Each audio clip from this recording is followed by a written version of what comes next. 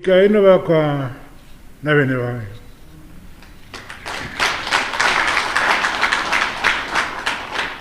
I am pleased to address you today at this official launch of the new strategic plan of the National Biotechnology Authority of Zimbabwe 2021 to 2025, as well as the 15th anniversary of the same authority.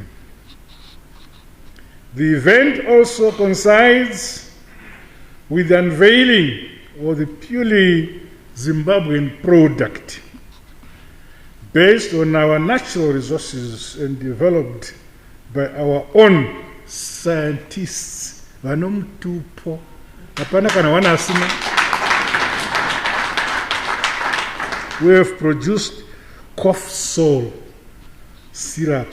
It is most opportune that we are making these milestones against a prediction by the United Nations Economic Commission for Africa that the biotechnology and the pharmaceuticals is one of the fastest growing sectors in Africa, with potential of becoming an over US $250 billion industry by 2030. Equally, my government recognizes the role of biotechnology in transforming the lives and livelihoods of our people through the production of food, medicinal drugs, and industrial products, among others. This sector will therefore continue to receive support from our government as a key pillar that should boost our national development with outputs transcending the socio-economic spectrum. This is why we introduce innovation hubs at every state university, and we fund them so that our girls and boys who have talent, there is funding for them to test their talents at these universities and innovation hubs. Those who graduate from having the ideas from their heads to a paper, and from a paper to a product, we have established industrial parks where they can commercialize those ideas, and we fund that.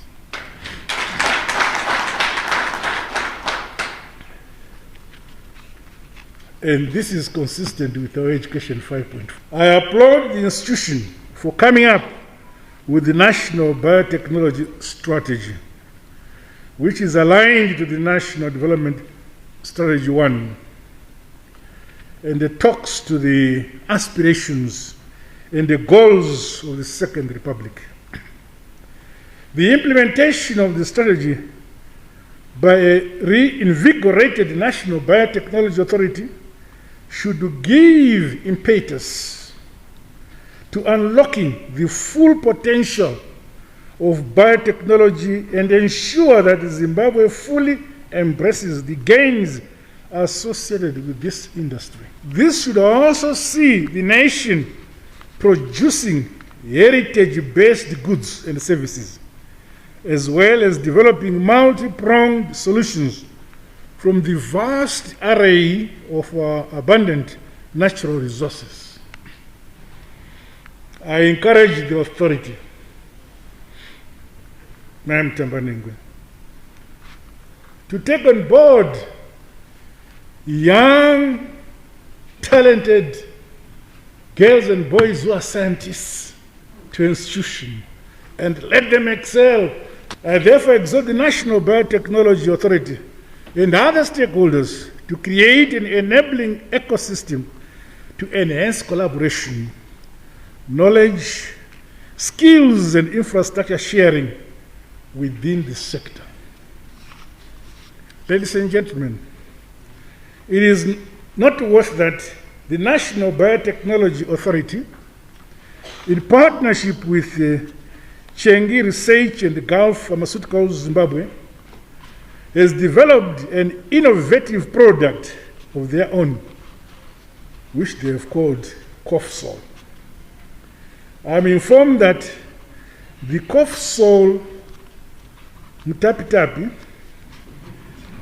which is a remedy for treating coughs and flu, is composed of our own naturally occurring herbs, Zumbani. This is one of the naturally occurring traditional herbs being used by ordinary households in the fight against COVID-19 currently. This development, therefore, marks a notable step in our trajectory towards enhanced scientific research and innovations and the growing our pharmaceutical industry by ourselves.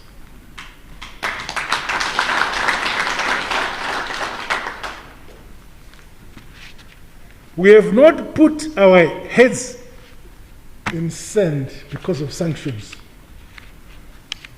But because of these sanctions, we are propelling ourselves to excel with what we have. To ensure the consistent availability of the primary ingredients of the COFSOL syrup, I challenge stakeholders to venture into contracting farming and the use of biotechnological innovations. I was talking to the team. Okay, now that you have made a breakthrough, what have you done to guarantee yourself sustainable supply of the raw material? And I'm surprised that they're ahead of that question. They now have the capacity to propagate seedlings for Zumbani. They can also grow it in greenhouses. They can also contract it to farmers. Congratulations.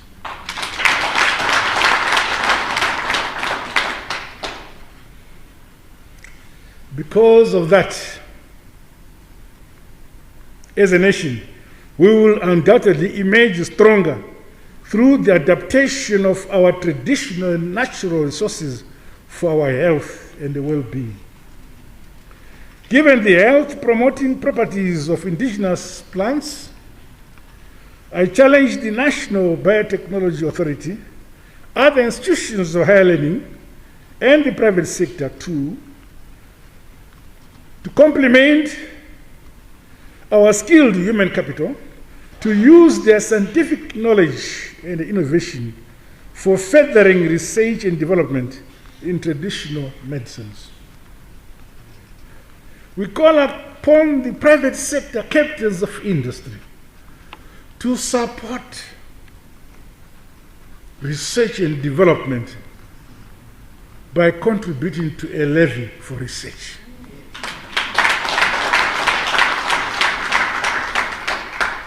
The manufacturing of more products using our locally available natural endowments should be prioritized.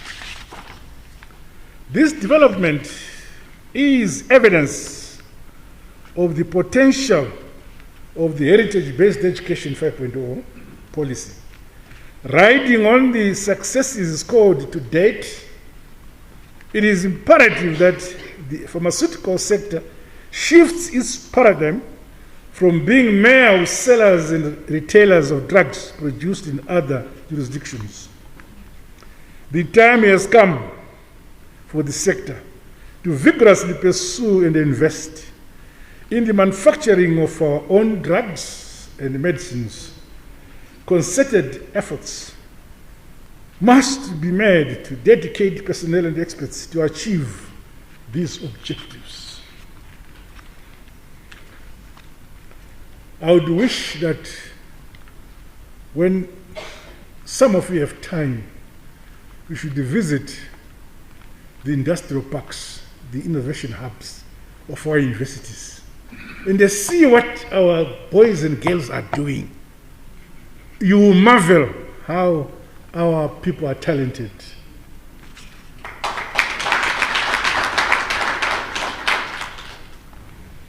when last year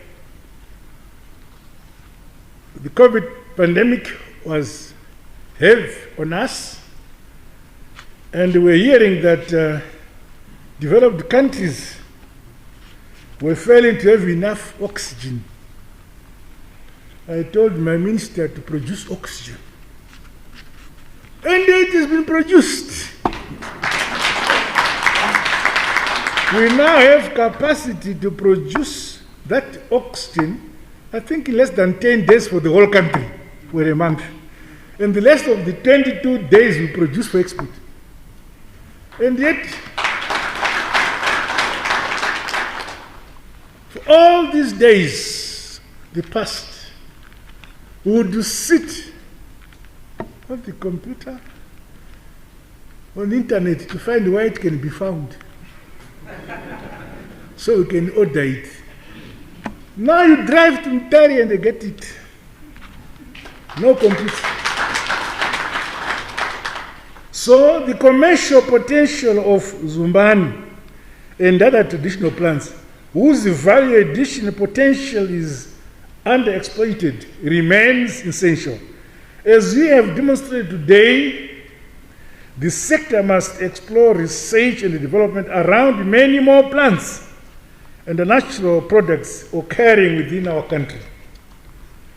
I also expect you to move up the value chain and graduate towards the development of intermediate value-added products, including extracts for the food, beverages, and pharmaceutical market.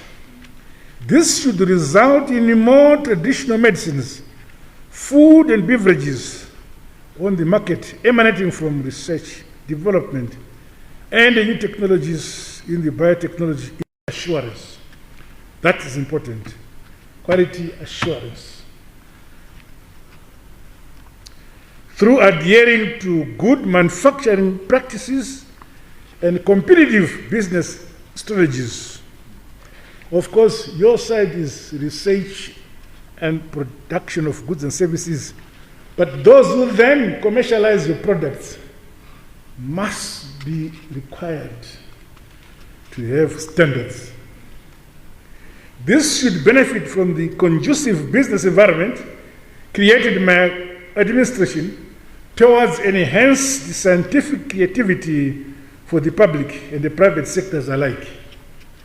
Government and industry stakeholders working together in unity of purpose should therefore see the availability of affordable medicines leveraging on biomedical engineering and the science, as well as biopharmaceutical production, among other aspects. Congratulations once again for this groundbreaking initiative. I urge you to ride on this potential you have demonstrated and broaden the horizon as we continue to define the capabilities of our great mother country, building it brick upon brick, stone upon stone. With these remarks, it is now my honor and privilege to declare the new strategic plan for the National Biotechnology Authority 2021-2025 and the medicine COFSOL is now launched. I also congratulate the National Biotechnology Authority on the occasion of its 15th anniversary, and I wish you great success and increased national impact in the years ahead. Count on my support.